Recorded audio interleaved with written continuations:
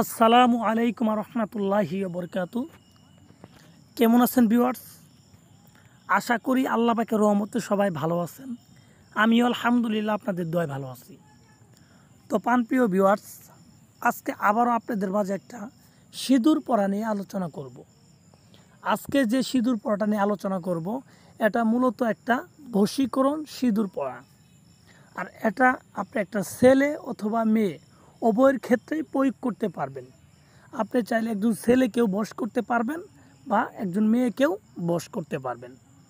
আর এই মন্ত্রটা একবারে পরীক্ষিত আদিকালের মন্ত্রটা আপনারা শুনলেই বুঝতে পারবেন এটা অনেক দিন আগের একটা মন্ত্র। এই মন্ত্রগুলো দিয়ে বড় বড় মনীষীরা, বড় বড় যারা তান্ত্রিক কবিরা ছিল তারা কাজ করছে। এবং এই মন্ত্রটা গুরু দ্বারা, বিশেষভাবে গুরু দ্বারা পরীক্ষিত এবং আমার নিজেরও পরীক্ষিত। আমি নিজে এই মন্ত্র দিয়ে কাজ করছি, কাজ হয়েছে 100%।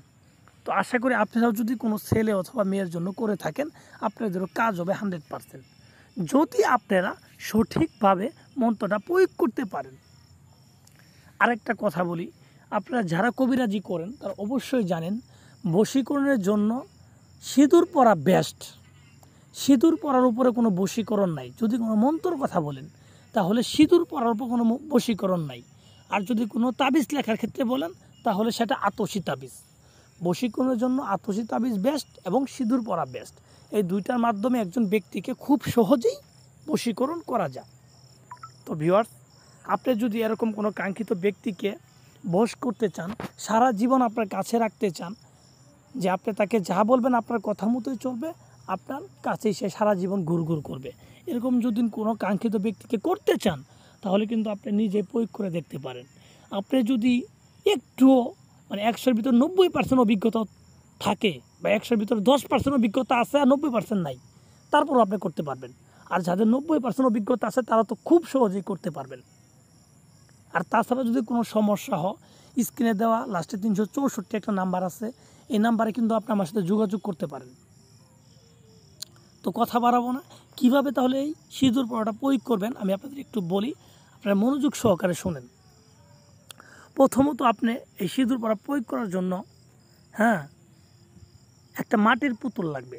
যদি ছেলেকে বশ করতে চান ছেলের মাটির পুতুল, আর যদি মেয়েকে বশ করতে চান তাহলে মেয়ের মাটির পুতুল লাগবে। এরকম একটা মাটির পুতুল নেবেন। নেওয়ার পর আপনি কিছু সদগায়ে জারিয়া টাকা নেবেন, আর অল্প পরিমাণ কাম সিঁদুর নেবেন। এখানে সাধারণ সিঁদুর হবে না, কাম সিঁদুর লাগবে। কাম সিঁদুর নেবেন। নেওয়ার পরে যে কোনো শনিবারের দিন ঠিক দুপুরবেলা আপনি সোজা চলে যাবেন নদীর পাড়ে, যে কোনো একটা নদীর পাড়ে চলে যাবেন। যাওয়ার পর সেখানে একটা লাল কাপড় বিছাইয়ে আসন সাজাবেন, সামনে আগরবাতি মোমবাতি এগুলো ধরাবেন। সে আসন আপনি দক্ষিণ দিক মুখ করে বসবেন। বসার পর আপনি যে কাম সিঁদুর নিয়ে গেছেন সেখান থেকে অল্প পরিমাণ সিঁদুর আপনার ডান হাতের তলায় রাখবেন। আপনার ডান হাতের তলায় রাখবেন। রাখার পরে আপনি মন্ত্রটা পাঠ করবেন। তো মন্ত্রটা কীভাবে পাঠ করবেন, আর মন্ত্রটা কী আমি আপনাদের আমার মুখে সুন্দর করে বলে দিতেছি, আপনারা শুনেন, মনোযোগ দিয়ে শুনেন। মন্ত্রটা হবে এইভাবে: সিন্দুর সিন্দুর সিন্দুর পাতি, কামাখ্যা পর্বতে তোমার উৎপত্তি, আমার এই সিন্দুর পরা অমুকের কপালে দিয়ে ফুটা, অমুক যেন হই বুকা পাঠা, হর সিদ্ধান্ত গুরুর পা, কামরূপে কামাখ্যামা, কার আজ্ঞে কারোর কামাখ্যা মায়ের আজ্ঞে।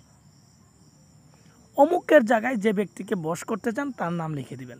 আবার শুনেন: সিন্দুর সিন্দুর সিন্দুর পাতি, কামাখ্যা পর্বতে তোমার উৎপত্তি, আমার এই সিন্দুর পরা অমুকের কপালে দিয়ে ফুটা, অমুক যেন হই বুকা পাঠা, হর সিদ্ধান্ত গুরুর পা, কামাখ্যা রূপে